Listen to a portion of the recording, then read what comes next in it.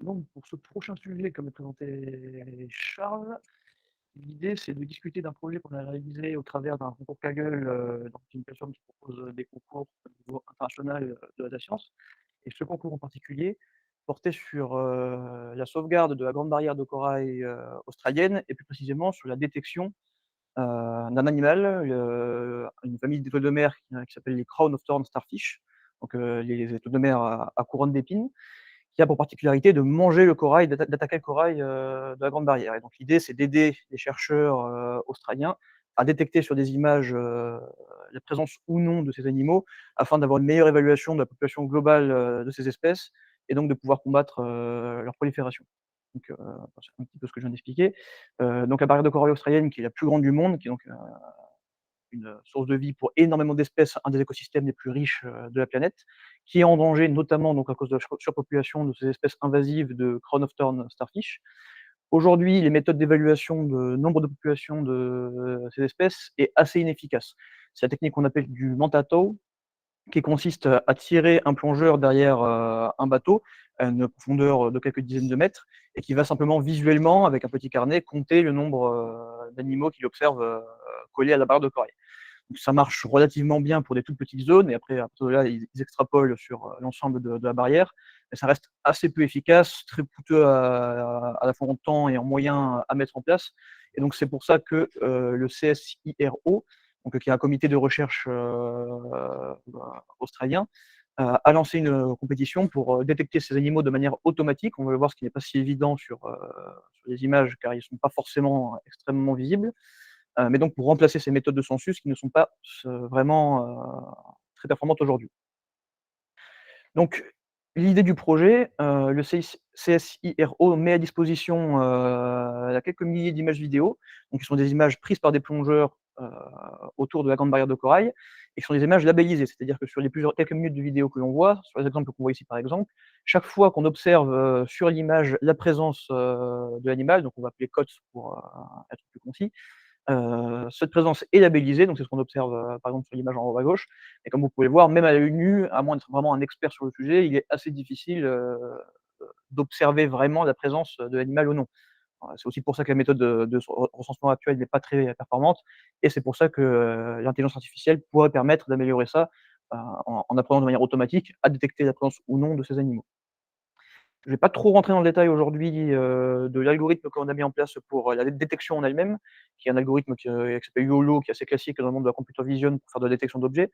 On va plutôt s'intéresser aujourd'hui à la partie data augmentation, comme l'a dit Charles en début de session, un des principaux défis du projet, c'est que sur les 23 000 images mises à disposition pour, entraîner nos modèles, environ 80 d'entre elles ne contenaient pas, heu, de de codes, donc l'animal qu'on cherche, à repérer sur les images, ce qui paraît assez logique puisque comme je l'ai dit, c'est des images tirées de vidéos et sur les vidéos qui durent plusieurs minutes, quand le caméraman va balayer la zone, on va pas forcément obtenir sur chaque frame de l'image, l'animal que l'on cherche, à détecter.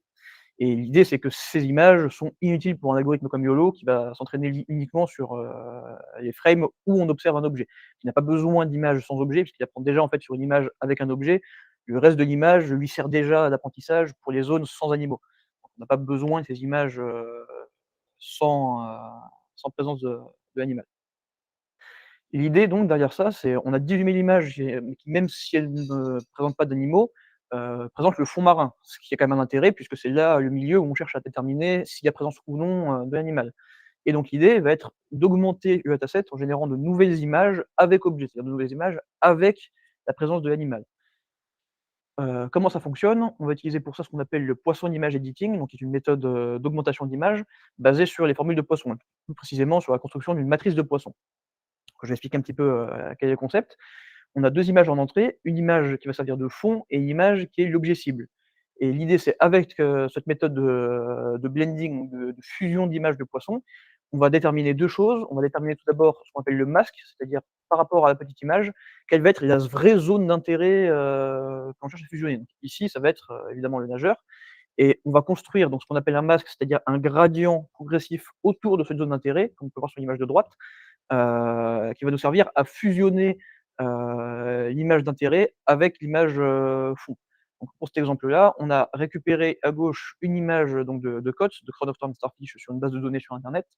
On a construit pour celle-ci un masque, donc on représente ici en blanc la zone d'intérêt qui correspond vraiment à la zone que l'on cherche, à l'objet que l'on cherche à ajouter et donc une sorte de gradient autour pour fusionner, alors je vais vous montrer les résultats après, qui va nous permettre de fusionner sans qu'il y ait de bordure, sans que ce soit de fusionner de manière naturelle, l'objet source à, l'image de fond. Donc l'idée derrière cette, augmentation de données consistait principalement à 2 choses, à construire donc un dataset d'objets sources en les récupérant sur internet et à comprendre comment, les fusionner de manière naturelle au dataset, existant d'images de fond, océaniques. Donc la première étape pour comprendre comment on les fusionnait de manière naturelle a consisté à comprendre en quoi consistaient les images, les vraies images on va dire, du dataset. Et pour ça qu'est-ce qu'on a fait? On a utilisé les données déjà labellisées, fournies par le CSIRO pour déterminer où se situent, entre guillemets, «naturellement», les animaux sur les images. Donc on s'intéressait à 2 choses. À gauche, la position spatiale sur l'image en elle-même, donc ce qu'on observe sur l'image, une densité de présence sur, l'ensemble des images vidéo et à droite, les tailles, respectives en hauteur et en largeur des objets. L'idée étant de ne pas ajouter d'objets, aux images qui soient beaucoup plus gros ou beaucoup trop petits par rapport aux images, réelles. Donc ce qu'on observe, c'est que, on peut retrouver sur les images à peu près n'importe où, des animaux, mais avec une densité plus forte sur le centre gauche, de l'image, ce qu'on va reprendre dans les images qu'on va générer. Et pareil pour les densités, de taille d'image, on observe qu'on a une zone quand même très définie, entre 10 de la largeur de l'image et 15 de sa hauteur. Donc c'est ces paramètres-là qu'on va utiliser le plus souvent pour intégrer de nouvelles images, au résultat. Donc pour résumer, un petit peu tout le problème, à gauche, on a une image, non augmentée, donc une des images du dataset qui ne présentait pas, d'objet à l'origine. L'idée, ça va être 2 choses, ça va être de récupérer au hasard une des images de notre, dataset que l'on a construit de COTS, donc d'objets que l'on va vouloir incruster sur l'image et deuxièmement de générer une position aléatoire en se basant donc sur la densité qu'on a présentée juste avant, pour intégrer cette image, à l'image de fond. Et donc c'est ce qu'on a réalisé ici. Je vous laisse quelques secondes pour déterminer donc sur l'image de droite, qui est l'image augmentée, si vous arrivez à voir où a été l'objet qu'on a ajouté sur l'image. Même si on va le voir juste après, c'est effectivement très fluide, ça paraît naturel. On n'observe pas de cassure nette à l'endroit où on a intégré l'objet. Donc j'espère que certains d'entre vous ont réussi à le trouver. Il était ici. Donc on observe, on a intégré un nouvel animal, ici. On n'observe pas de cassure nette sur les bords de l'intégration.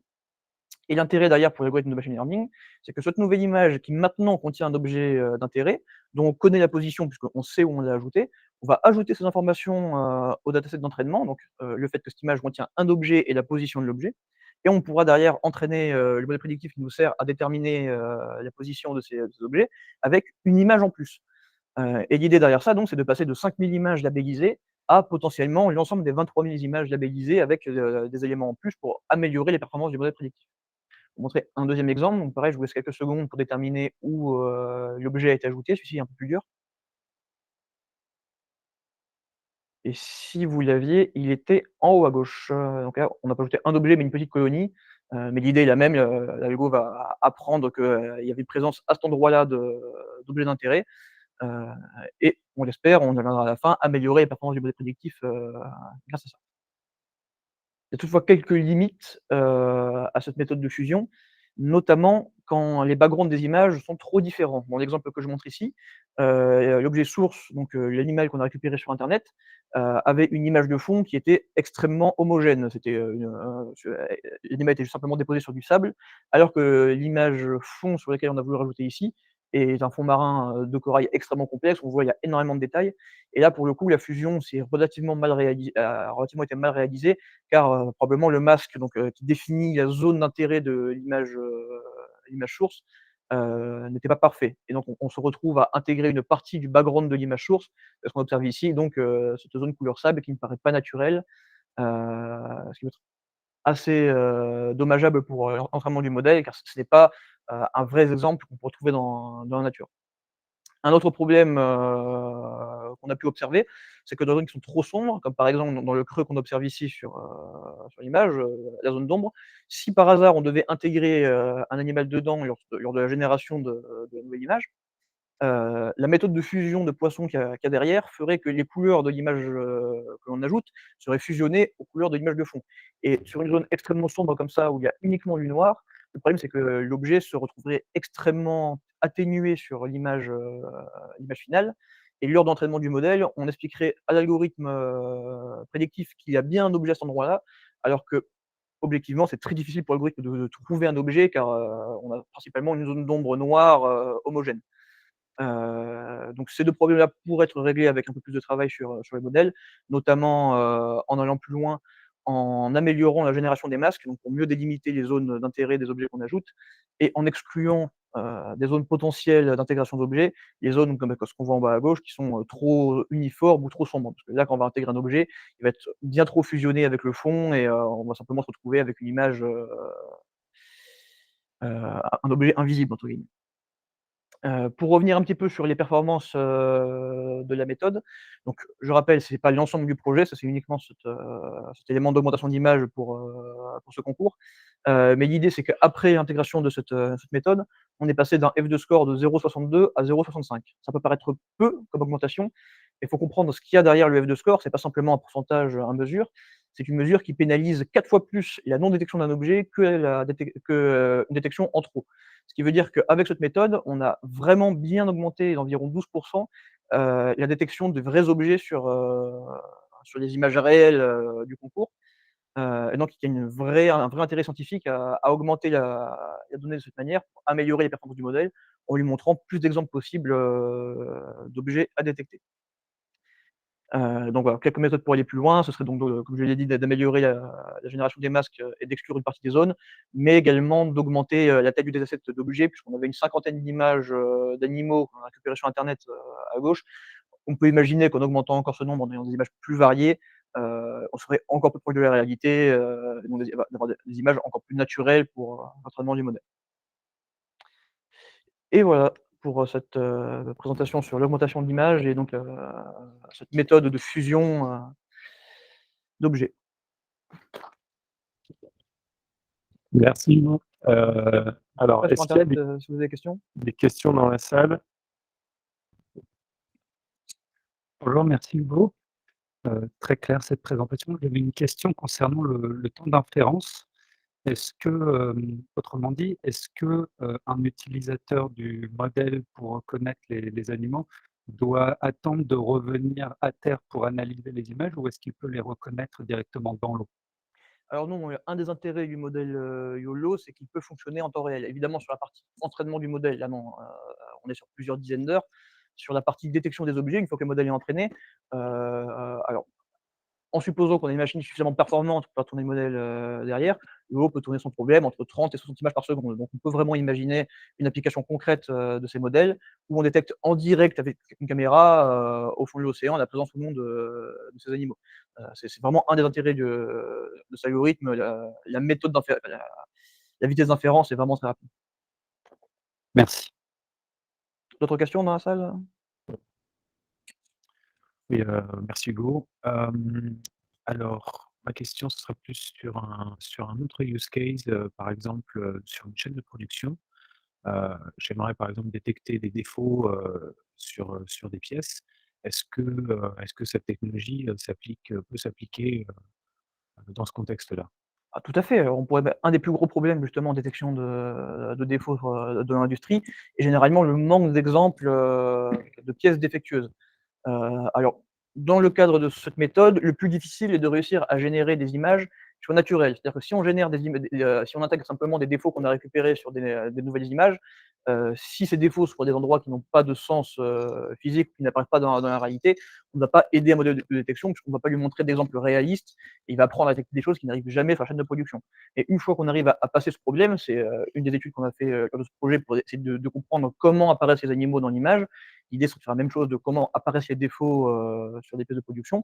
On pourrait tout à fait imaginer, ouais, isoler les défauts sur des images dont on sait qu'il y a par exemple des problèmes et intégrer, de manière un petit peu aléatoire dans les zones, dont on sait qu'ils peuvent apparaître, ces défauts sur des images, sans problème et ainsi donc augmenter la base de données d'images, problématiques et améliorer potentiellement les performances du modèle car il aura vu plus d'exemples différents, lors d'entraînement. Tout à fait, ouais.